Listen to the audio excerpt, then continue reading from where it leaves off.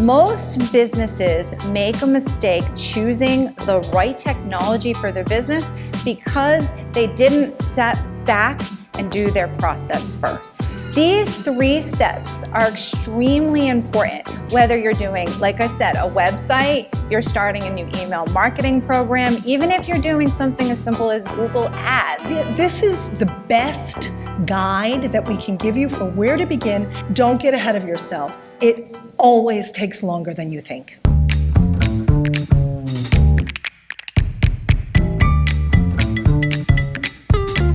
For those of you who don't know us already, I'm Elle Hill. I'm the CEO and founder of Hill & Company, fine jewelry, diamond, and gemstone launch and growth experts. Jennifer Shaheen is our Chief Digital Officer and also the founder and CEO of Technology Therapy Group.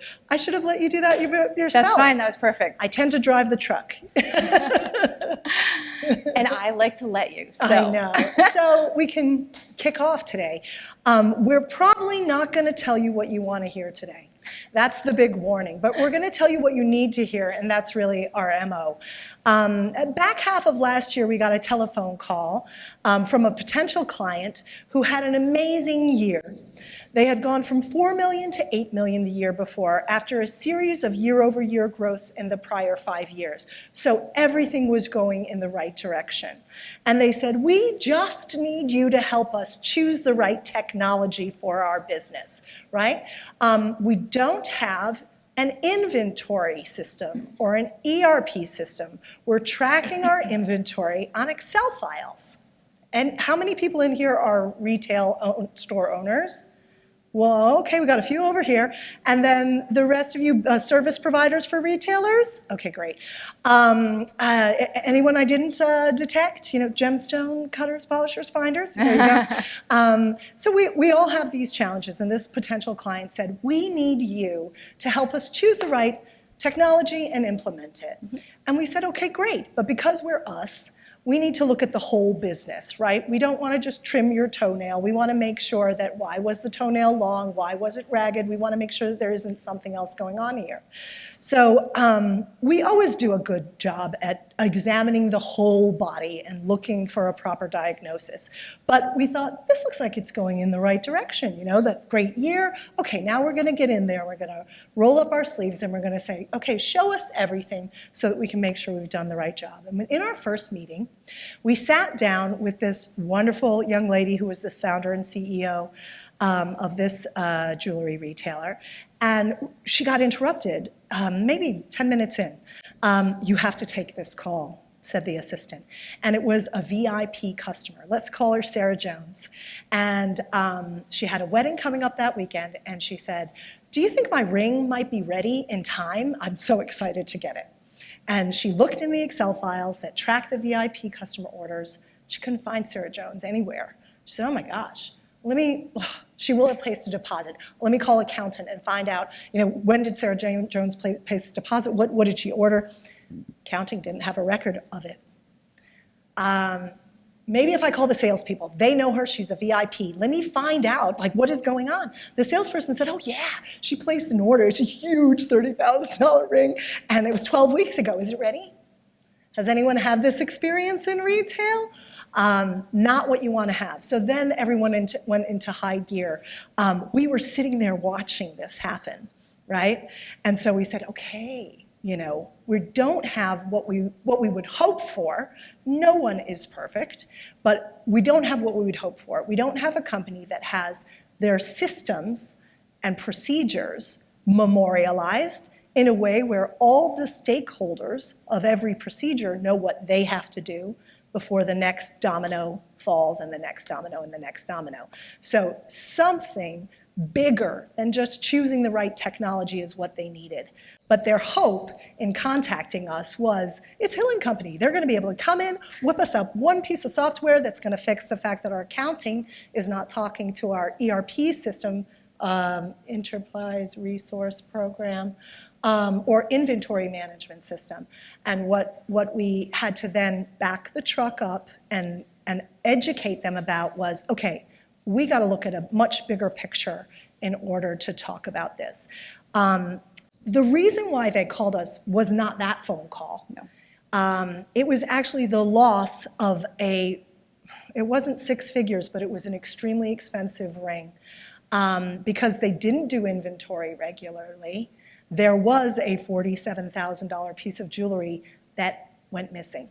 So there's usually a catalyst, and I think there was more than one even for this client, but that was one of the big pain points. They brought in an external chief financial officer who realized with the fresh eyes that there were not standard systems and operations in place, and who uncovered that there wasn't a standard inventory taking program. So there were a lot of systems and processes that hadn't been memorialized. So no software was going to be selected or implemented imminently at that point in time. Yeah. Did I talk too much about that? No, you didn't. Just want to put the context. Absolutely. So I think the goal of us walking through a case study today was that how many of you are evaluating some type of new piece of technology for your business? Okay, only one hand went up. Okay. And as we walk through this, it really doesn't matter if you're putting a new chat system in, or we're in this more in-depth case study where they had Excel spreadsheets. When we talk about technology or evaluating technology, oftentimes the thing is, it very much doesn't have to do with technology. Most businesses make a mistake choosing the right technology for their business because they didn't step back and do their process first. And as you could hear, and the funny thing about this particular client actually met me at JCK and overheard what I did for Hill & Co. and went, oh, you know technology. And they thought of that being a problem solver. And I've been in technology since college, and what's really interesting, and a little background on me for you guys to know, is before I joined the jewelry industry, I built the US's first flu database for the Visiting Nurse Association. And then I've also built custom CRM applications, which you heard CRM today, for different organizations. And what I found out early on building other people's systems is if they don't lay out the process first. So I always tell people, step away from the computer and literally take the time to write down the process. Mm-hmm. Because if the process is not, as I love to use your word, memorialized, right?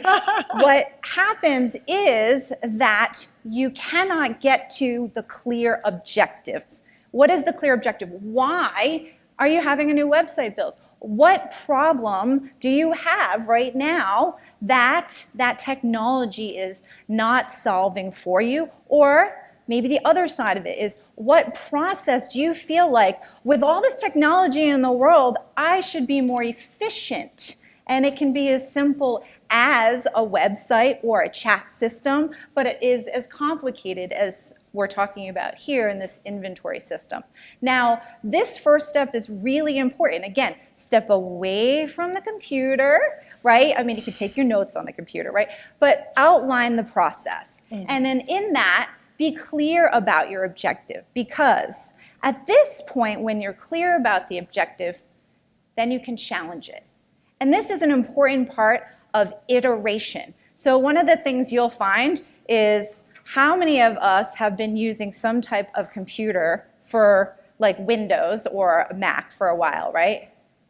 Okay, we've all been, right, testing and retesting. So we're not on the same version of Windows 3.1, showing my age, right? But it's important to understand, because I want you to understand your process first. Then you're going to be able to break it down and challenge that process. And without challenging that process, then we cannot evolve that process. And this is important because, as we're going to talk through today, we're going to see that when it comes to choosing technology, this portion is so important for your success, because you never get out on the other side what you think you're going to need from the very beginning, as we started to hear with this particular client. Right, exactly. So Elle and I are going to walk you through sort of 5 points. So let's start with that first one, which is the current process. Right. Okay. We're going to go a little bit more in detail about the bigger picture of what everyone's standard process should be. But one of the first step when we're evaluating, when someone says, can you just help us pick technology and implement it? We say, okay, what are your current processes? So just as I described at the top, if they had said, here's a PDF or a Word document of all our standard operating procedures, what we do when we get an order, what we do when we get a custom order, step 1, 2, 3, 4 to 44, stakeholders, who's responsible, accountable, needs to be consulted or informed, and there you go. Now tell us which software. We maybe would have been a lot easier. Our life would have been a lot easier. But almost no one has those standard operating procedures. We just call them SOPs, right? Those standard operating procedures memorialized because we kind of know them. It's an understood kind of procedure, but it's not memorialized. But when you start to memorialize it, just like when you stand up and rehearse something like this, you realize where the holes are because you're writing it down and think, oh, no, we actually do have to give it to Susie first because she has to say we received the deposit and then give it back to Jane.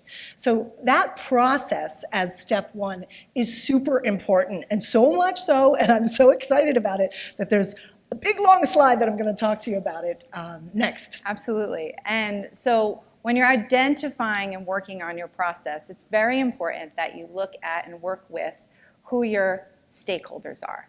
And in this, you will find that stakeholders can be internal to your organization or external to your organization. And I want to spend a little time talking about this for just a second, because in the world of technology, I love this line that we've come up with as programmers and developers. They call them user stories.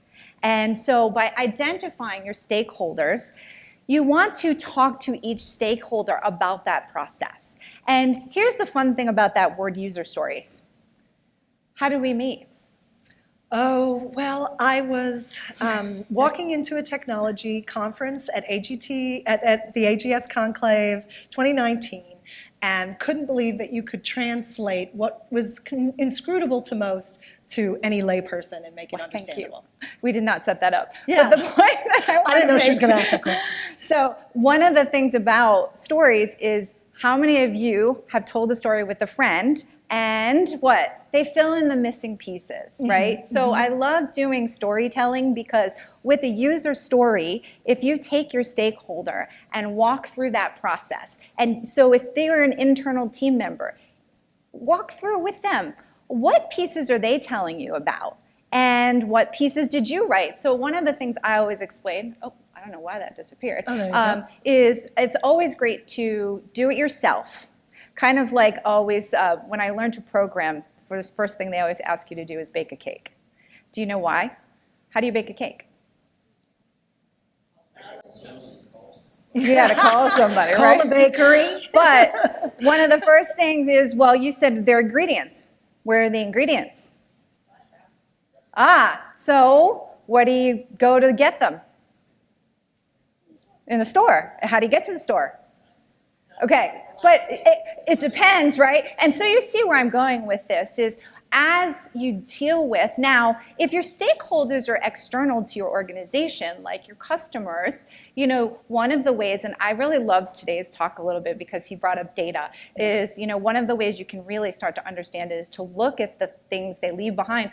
But if you have good customers, don't be hesitant to talk to them about a process that they go through with your store. You don't have to call it a process. You can just ask them about that.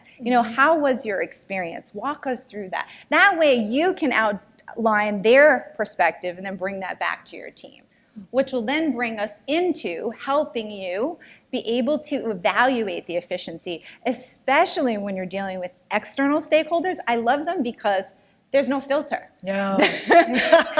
They want you to know the friction points. And this is very common. You hear this so much now. Like, we want frictionless experiences. And so how we get there is to really talk to our stakeholders, both internally and externally, and evaluate that. And from there, we can get to efficiency.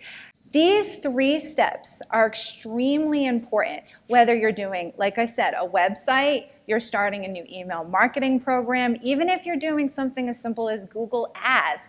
Being very clear about these things will make it easier for us to get to finding your technology. Supportive technology. So the important thing and the real message I want to send home to you is we're already 3 out of 5 steps through the process here, and we haven't even considered technology. All it can do is make you more efficient at what you already know how to do. So we have to take a look at what you already know how to do. We have to identify who all the key stakeholders are in there, because they're all going to have to use this technology, right?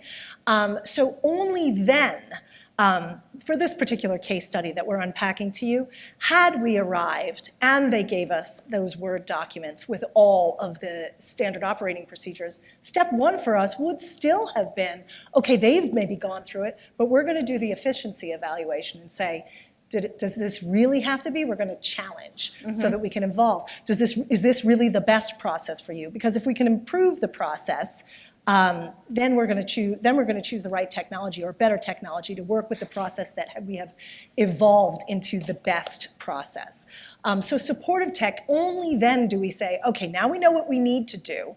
How can we automate it? Or how can we make it more efficient or more accurate or improve upon it with tech? Sometimes the answer is no. Sometimes the answer, in the case of this particular client that we were supporting and unpacking today, the answer is heck yes, we can really improve upon that. Absolutely. And so from there, once you have found your supportive technology, then you're going to start to implement. And we're going to talk a little bit about this process. So before we do, on the last slide, if I may, select and implement. One of the things you're going to hear in the key takeaways about how do you know what's the right tech and how do you select it, is that it always takes longer than you think.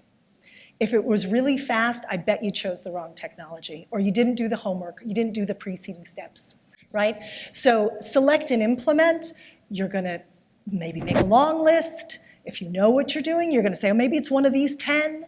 Then you're going to make short lists because this one does what I want, this one does what I need, this one, we're going to talk about that a little bit more. She's getting ahead of us. And then you're going to have to, but this is select and implement, right? Then you're going to have to go through, you won't necessarily have the luxury of having Hill & Co.'s team of people go through 16 hours of demos with the short list of 3 to decide if it really is going to meet the stakeholders' needs and how they want to behave. So the select and implement process isn't kind of like, that one. It takes time. Absolutely. Sorry, no, you're fine. Okay, so I'm just in the mood to talk because this one's mine too. Okay, so we've told you the 5 steps, right? So you could walk out of the room right now. You've got to do those 5 steps in order to choose, implement technology. But where do you begin? Right? When we say you've got standard operating procedures, make sure they're all memorialized. Where do you start? Do you start with your finance? Do you start with front of house? Do you start with POS? Where do you begin? So we, as a standard operating procedure, begin with the journey of the customer, right? Everything we do is in service to the customer, right? We're trying to solve a problem for them, create an opportunity, and deliver an experience, right? So we follow the journey of the customer, and things that the customer does as they interact with us kick off the processes and the procedures in many cases. So that's why we recommend that you start with, okay, where are your customers finding out about you? Are they finding out about it from digital ads? Okay, now what's your process in the digital advertising department? Or maybe that is your daughter Jane or your son James, right? What is their process? How do they start deciding what ad? That's a process. So you follow yourself along here. Awareness, consideration, purchase, service, loyalty. What I like to have translated this into for myself is idea, information, purchase, receive, and recommend. Those are the 5 steps, right? So someone gets an idea.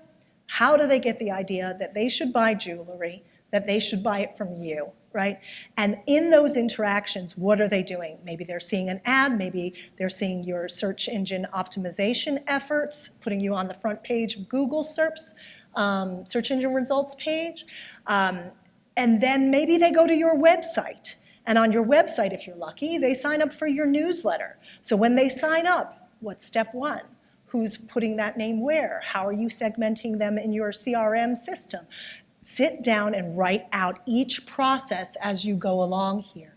And we could obviously have an entire hour just on all of the different, now we've kind of organized this as online and offline, and they both interact with one another. So this is the best guide that we can give you for where to begin and how to follow on, how to follow along. Don't get ahead of yourself. Stick on number one and say, okay, we do PR. What kicks off the process? What is the instigating action? Is it from the customer? Is it from internal? Is it a calendar? And start writing out that entire process. Finish it, move along to the next. If you have a bigger company and you have different departments in charge of different items along the journey, then let them in parallel write out their own processes as the teams that they are or the individuals that are executing them. And make sure that you know all the processes and how they interact with one another, because interdepartmental and cross-functional processes are particularly challenging. Hi, El Hill here. Do you want to learn how to get on the phone with any buyer that you want to work with without an introduction or a referral? Click to get the downloadable that we've made for you that you can start using right away and will be really useful for your business and growing your revenue. I'm going to jump us right into our mindset. Great. So there's 3 mindset shifts that I feel people need to make when it comes to technology. Okay, so the first mindset shift is, did everybody go to the luncheon today? Did we hear about the gentleman who stood up and talked about how his store went from a smaller store to a larger store? Do you think he was excited about that? She's like, no. But right, but think about this, right? So if your business is growing and you have to go from, let's say, a 300 square foot store to a 1,500 square foot store, do you expect your 300 foot store to just grow automatically for you? No, right? We expect that. Thank you, Andy. I appreciate that. But no, right? We expect to what? Either find a new location, right?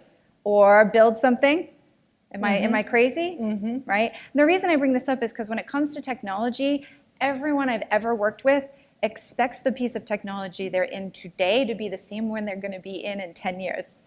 Right? And this is a mindset shift because how much has technology changed? Is the phone you have right now the same phone you had 10 years ago? No, right. What's that? Close. Would you like to work on and reveal something? But I think that's important. And I think what was really great about the lunch, I was like, I wanted to get up and cheer. I was like, yay! Because that's one of the things is technology is moving at a faster pace. So that's one mindset shift. The next thing is that we always, and I hear this a lot, we think technology is just going to be like a magic wand and solve all our problems. A silver bullet. Right, exactly. So that's another place where I say, that's why we want to break down that process part, because it can solve a lot of problems for you. But, and I was talking to somebody in the hallway today, and sometimes you're going to have to get a little uncomfortable to get more comfortable. Yes. Right? Mm-hmm. So a very important mindset shift. Mm-hmm. The third thing is, at Hill & Co., right, you're a strategist, I'm the digital person, we have merchandising. Do you expect to have every member of your team be able to do every job in your company? No. No, right? Thank you. I appreciate that. I'm an only child too, so the head nods absolutely help me.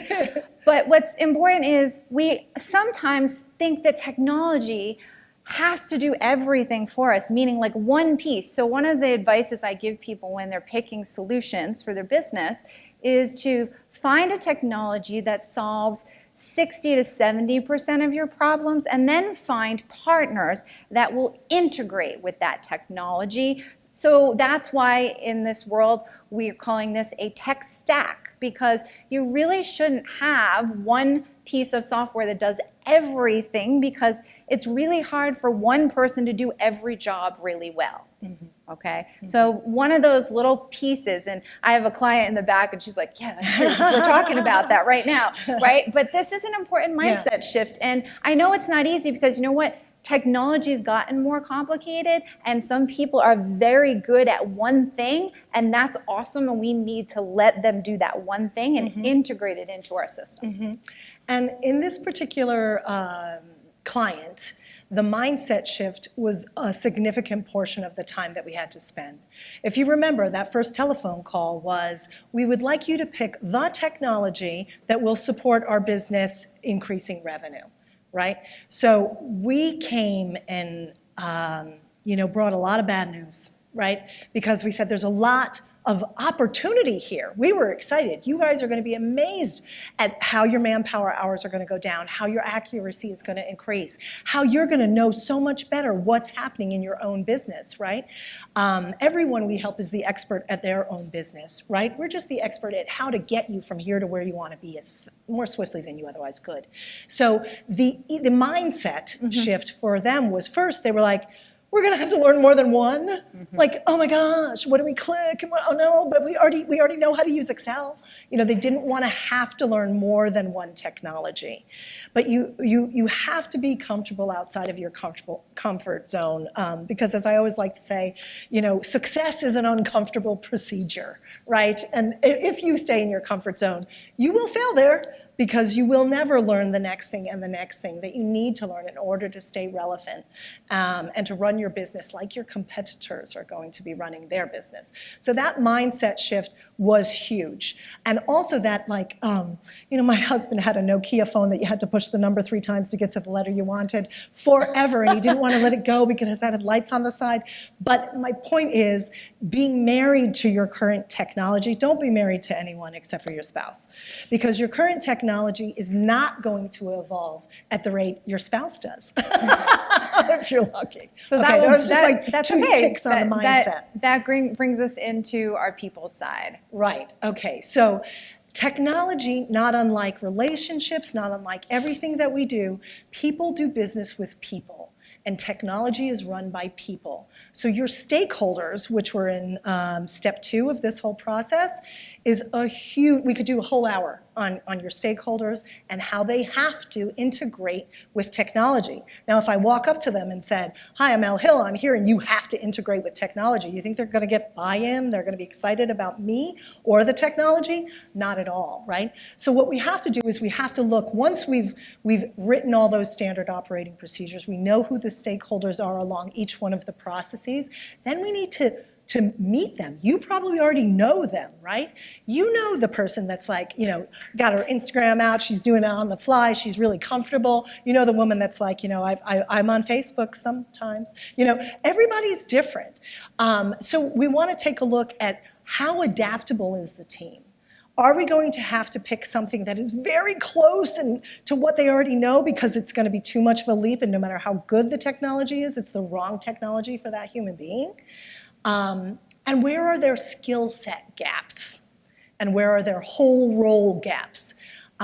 We're going to talk later about process and technology and how they integrate, and at almost every step of the way, one or the other, or both simultaneously, have to change a little to really work well with the other one.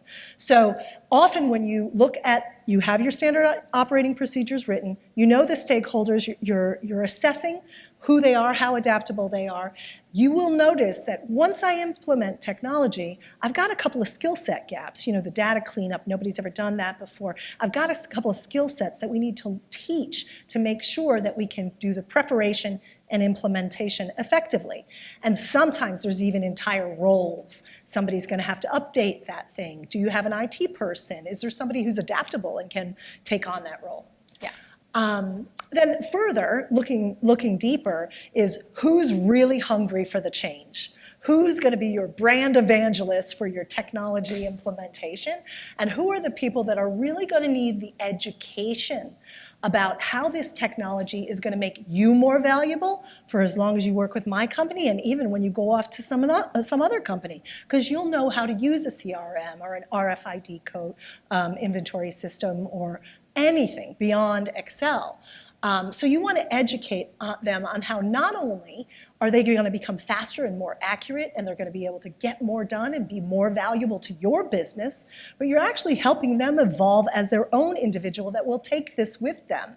So you have to educate your team on the benefits to them so that you get that buy-in that is essential. You cannot shove it down their throat, is basically what I'm saying. I think one of the other things that I keep going back to the lunch because there was a lot of good things there. And the woman that mentioned, like the woman in the cool coat that didn't want to get up and talk, part of the reason why people are hesitant to change is because they're worried they're going to become obsolete. And I really think it's important that when we're doing things with technology, that we are always, we kind of call it crawl, walk, run. If you're going to be putting in new technology, make sure that you're doing it in a slow way to kind of ease people into it so they don't feel like you threw them at the deep end of the pool. This is where education and training is so important, and it's actually the one area that I find so many people have a hard time with. I was sitting in one of the sessions this morning and I heard a retailer talk about the fact that they beg their manufacturers and designers to send them things to help them sell because they want to be better at the ESG stuff, right? But the point is that at the end of the day, when people are hesitant to change, it's oftentimes because they're afraid we're not going to give them the tools. Mm-hmm. So I think it's really important not only that when you're talking about that first part, that process, if you bring them in early on, they will become more advocates, and let them know that you're going to support them throughout this change. Mm-hmm. And looking back at this case study, we had some older gentlemen and ladies on the team. And I know this will resonate with you.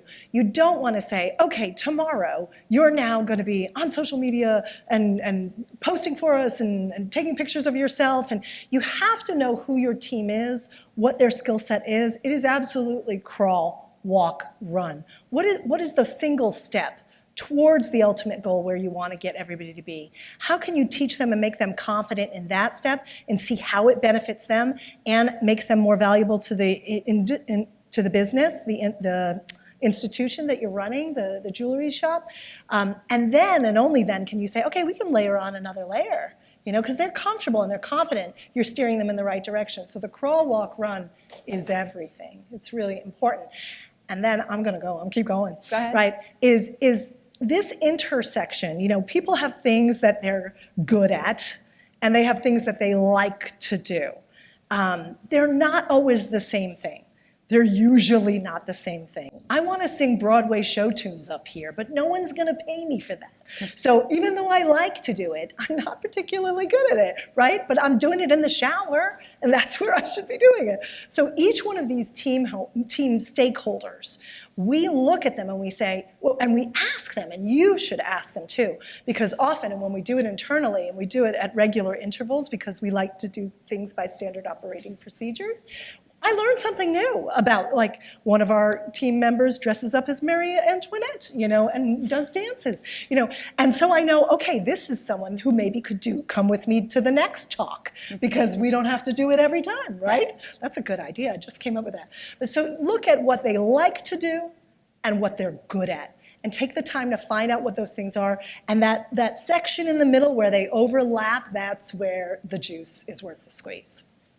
So the next thing that you want to be thinking about is, so we've gone through our process, obviously, we're looking at our stakeholders, and if you're going to plan out a new technology transfer, and I love that you said you're working on a new website right now, because I love that this is in April, because this is actually the kickoff of our busier season, because we do want to always avoid, right, the major holidays for doing these types of implementations. And I can't begin to tell you Elle will fill you in on this one, but in general, like I can't begin to tell you over my entire career how many people have called me in September and said, can I have a new website before Christmas? And I laugh. So I applaud you for doing this now, but overall, no matter what technology you're implementing, you do want to do it during that downtime because you have to work out the bugs. And I think the problem is, and I thank you for the head nod in the back, right, is we think about this, when we're in the middle of chaos. Oh crap, I wish I had a better system. Great, have everybody put that down on paper, what's frustrating them in the middle of Christmas or Mother's Day, which we're about to hit, and then step back after Mother's Day and say, okay, what process do we have to fix? So I do want to leverage right now the holiday that's coming. And as we'll find out here, this client had us start on There's two things that I want to talk to you about here. We had a luxury because we're an external service provider. So we started on December 1st. Now, it wasn't exactly that good. That sounded better. It was somewhere in November. And this would never be recommended, but we knew that we were going to have, from that first intake meeting, we had a lot of information to gather. We had a lot of technology to review. We knew that we could parallel process that while the front of house was busy. We could work on that for them. But if you are doing this yourself, you need to think about, map out the entire process and make sure that the team stakeholders that have to participate will be available and can give 60% more time than you think they need to give, because everything takes longer than you think. The other thing We're not done yet. That alarm wasn't for That us. wasn't for me? I'm like, oh my God, I'll wrap this up. The other thing is, call me when the time is wrong. This is like one of my most famous quotes, that if I had a penny for every gentleman who said, I'm going to call you when the time is right because we're going to need this, I say to them, ladies and gentlemen, I say, call me when the time is wrong, please, because you have no idea, right? Please call me when the time is wrong. If you wait until the time is right, you will not get what you want by the time you need it because you don't know, because you haven't heralded dozens upon hundreds of companies through the execution process of these 5 steps. So please, God, think about it when the time is wrong. Don't wait until the time is right. It's just like pregnancy or getting married. There's no good time. You just have to embrace it. I have to take her word on that one, the pregnancy part. Okay, so think about how much time it takes. Now, I love this slide so much because needs versus want. We want that donut. It looks so lovely and yummy and sugary, but do we need the donuts? We might need the donut. He's like, yes, I need it You right need now. the donut. Right? You're gonna have the donut. Needs versus want. This is a super important thing. Again, this goes back to don't be married to anything but your spouse. Even if you think that it is a need, be open to the idea that it might be a want, or it might be a want just for this phase. And it can be pushed out to another phase so that we can get important deliverables done first. So flexibility, try and let everybody independently, because we find if everybody does it independently and then you come together, make the list of what they need, each stakeholder, what they need to have their job be more effective, more efficient, more automated, take less time. Whatever they think they need, let them tell you. But you know what would be nice to have? Those are their wants, right? Examine those, and you have a certain way you like to do that. Yeah, that's fine. In this particular case, this particular client had some specific needs. Yes. They needed to keep track of every one of the medals. They needed to keep track of their notes. But they wanted to be able to message the person through SMS when the order is ready. So one of the things that I recommend that you do, and Elle started to talk to it already, is go off by yourself and ask your stakeholders to make a list of what they absolutely feel they need, and then ask them to make a list of what they want. Then put a line down the middle of a whiteboard or use a wall and take sticky notes and put what's needed versus what's wanted. It's a great exercise because it does two things. One, it'll illuminate for you what other people on your team value as a need versus a want. Then you can start to go back to, remember our second slide where we talked about the layout, the process, but then challenge. Let's talk about what we need versus what we want. So let me use the SMS thing. So that was a want, but is it a need? Well, maybe it is a need because maybe now we have to step back outside and say, you know what? Clients today expect this. So even though maybe we don't feel like we need it, maybe that stakeholder who's not here. And by doing this together, by kind of taking these sticky notes, one, it's a great team building exercise, but two, you'll start to see different perspectives on what people value in the organization, and also it will help you now plan out your iterations. So now, not only have you worked out what you're going to do for phase one, but you can also say, okay, great, we can handle this now, but now that we understand better what the team feels is more important, we will move this into 2 and version 3, and this is how you keep growing and making your technology work better for you. And that is another way to say, not only is it not going to be one thing, you're not going to do it all at once, and it's not going to be fixed. There's no finish lines in real life, right? There's not an end of the episode. It's a constant process. It's a constant journey. So you're not going to get it all done at once, nor should you. It's the Absolutely. iterations and preparing for them are everything. Needs and wants helps you define that. So we talked for a bit, so we're going to wrap up through our key takeaways. So let's start with the first one, which is assess the business. So even before you start thinking about, be careful about shiny thing, shiny thing. You know, we're being bombarded with softwares as a service, and they're only $79 a month, and we can get in there, and that's going to fix everything. The minute you get into a shiny thing moment, put your hands up and back away from the shiny thing and assess your business. Why did that appeal to me? What is the pain I'm having right now that I need a solution for? Who are all the people inside of the business that deal with this painful process? What is exactly the process? Go through that hard work before you start thinking of a Band-Aid, which is probably what it will be if you go after shiny thing, before you start even thinking about the next step. Absolutely. So our next is ensure stakeholders are part of the conversation. And I think I've stressed this a lot today, but this is really where you make people feel less afraid of change and more valued to your organization.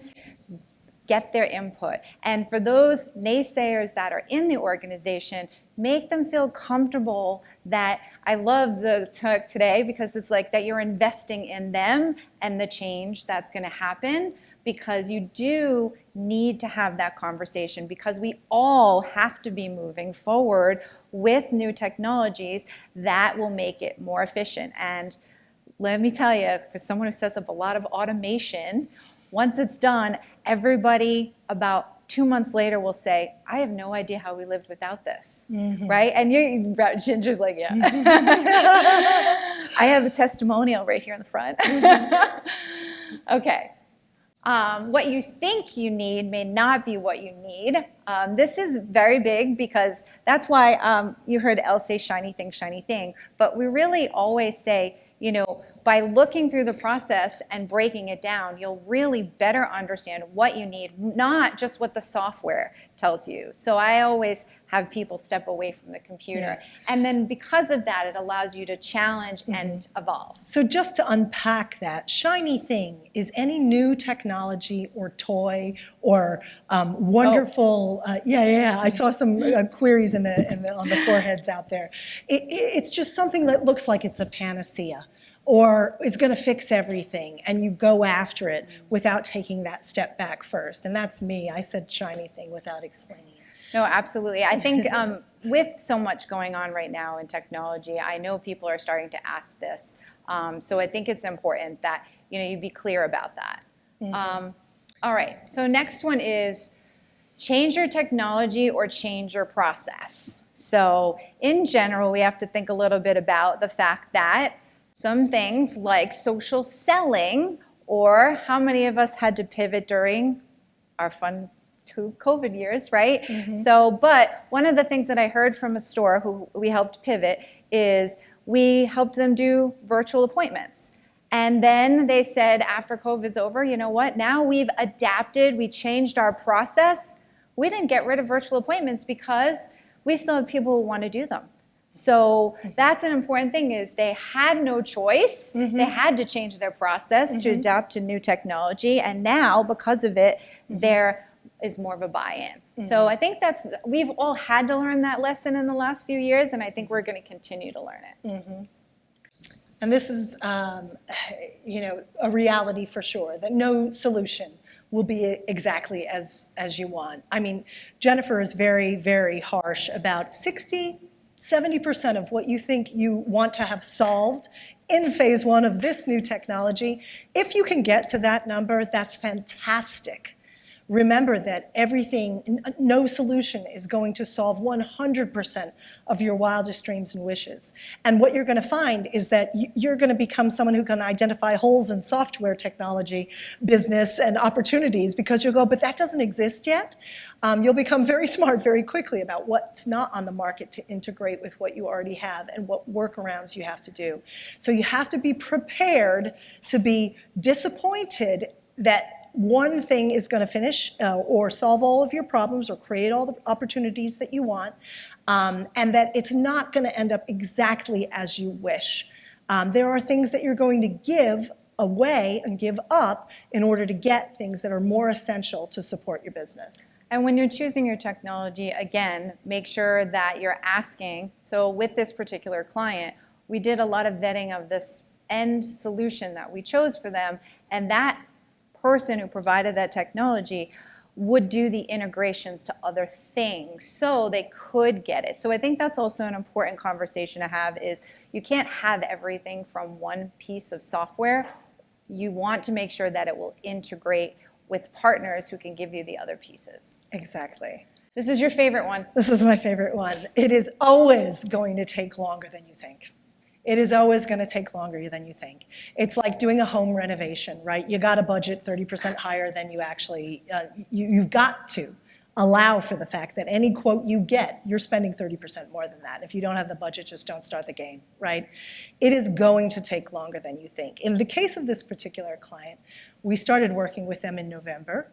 And I believe it was by the end of February, at the beginning, top of the year, after New Year's, they said, this will all be wrapped up by the end of February, right?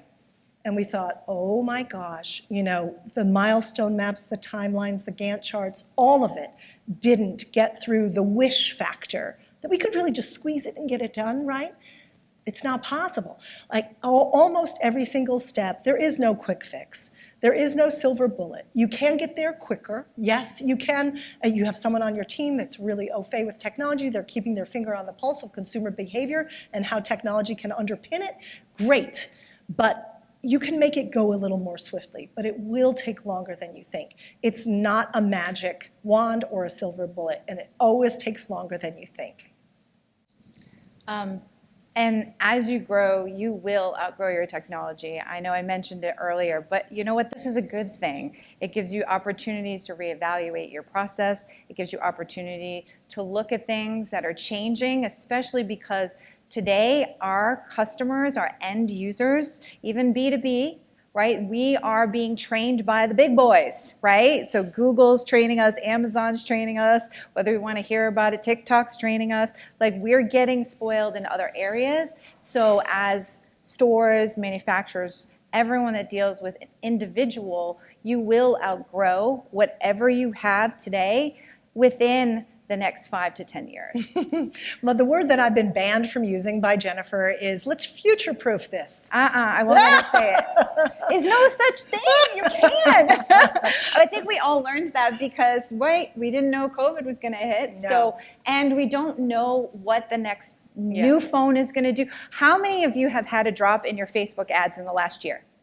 Everybody's hands should go up. Because Apple released the privacy issues, and literally Facebook has been fighting against this. There was actually out last month another article about how Facebook is begging Apple to make some changes because people, especially small businesses, can't get the personalization in ads they got a year ago because of that release last year. How did I know that was coming? I mean, they told us it was coming, but the point is that you don't know what the big companies are going to do to change. And everyone's having fun as Google Analytics changes, right? Yes, GA4. So it's never just about the technology. I think that's probably our biggest takeaway, and that's why it's our last slide, is because we really want you to understand that no matter what you're doing, it should be process and stakeholders first, and then choosing the technology. Exactly.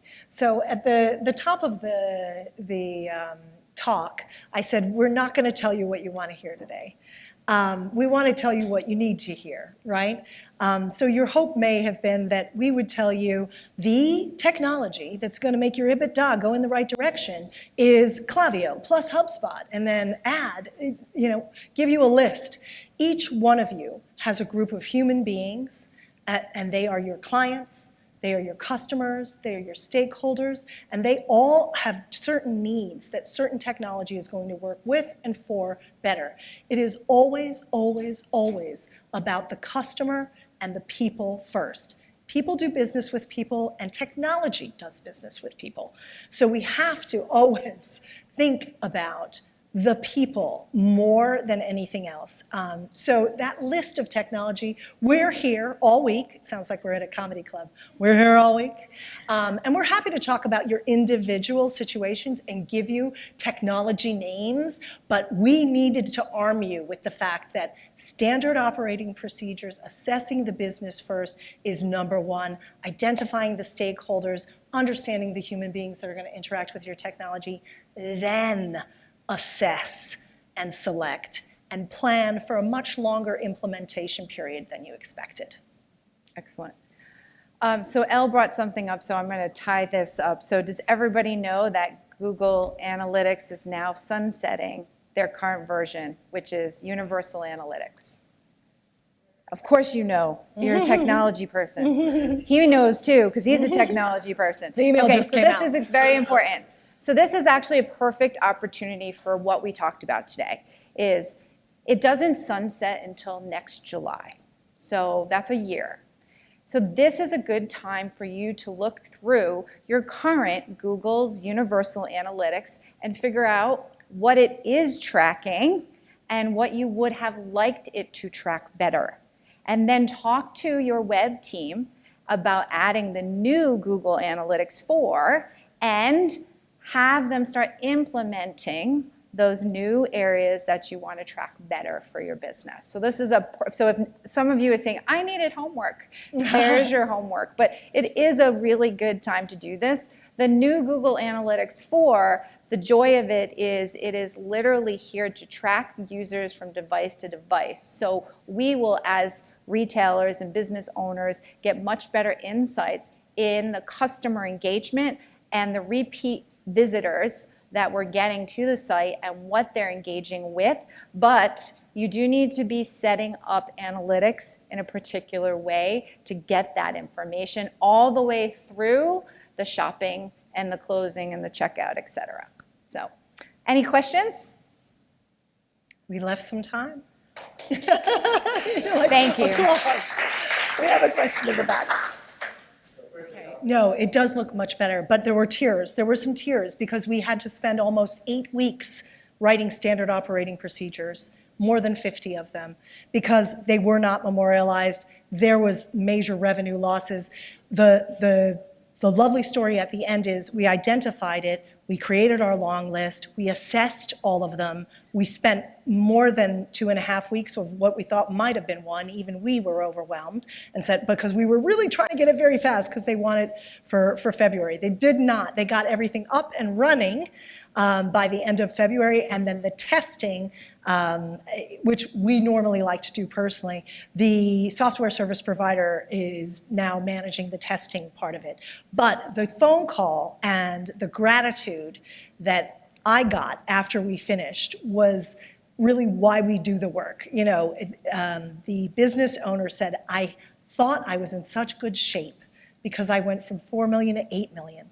And I didn't realize that if I didn't do what I've done with you now, I would crumble as I tried to get to 9 million and 10 million. Her infrastructure could not support her growth. And we were able to put the basement layer there. There's still a long way to go, though. Any other questions? Yeah. Should I take it Go on? ahead. Yeah. So the process that we go through, it's a question specific to us. And I'll answer the question for sure, but what I want to make sure is that the value is received by you guys for how do you implement it yourself, right? That's the goal. For us, we map it out in advance, and we've done it over and over and over again. So we show a Gantt chart of the next 90 days. It does not take only 90 days.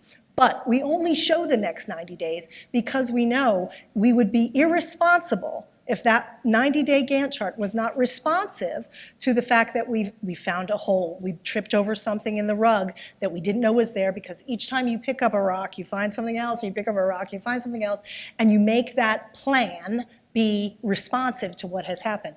But at the top of an interaction with a client, we show them what's going to be there. We look at the Mother's Day, the Valentine's Day, the Christmas. We say, here's how we're going to interact with you and when. These are the deadlines we're going to need for certain things. And in this case study, there was one particular thing.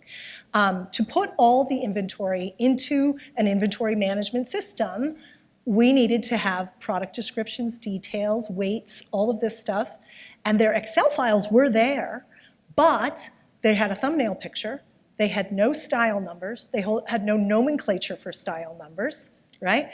And they only had descriptions for some things. If there had been an Instagram post about it, there was a description. If not, there wasn't. And the owner of that particular business said, only I can write the descriptions. Now, copywriter can write it, no blank canvas, and then you can look at it and tweak it. So then the amount of time on the Gantt chart, we said, okay, so you're traveling to Paris, you're doing a trunk show, you're bringing a whole bunch of people. This looks like you're going to need about 3 months to do all these descriptions instead of the 3 weeks that we had allocated. So the whole thing starts taking longer. So mapping that out and understanding where those hurdles are, you can't predict everything, and you can't predict, you can anticipate, and in this particular case, when we did the stakeholders, we knew one of the reasons why we were saying we're only going to get this far by the end of 3 months is because we saw the adaptability was minimal in that particular stakeholder. So we were going to have to wait. And I think it was 2 weeks before we concluded that we uploaded the final Excel file into the system. I mean, we would have loved to have been testing for a few weeks by then. But so I hope that answered your question. Okay.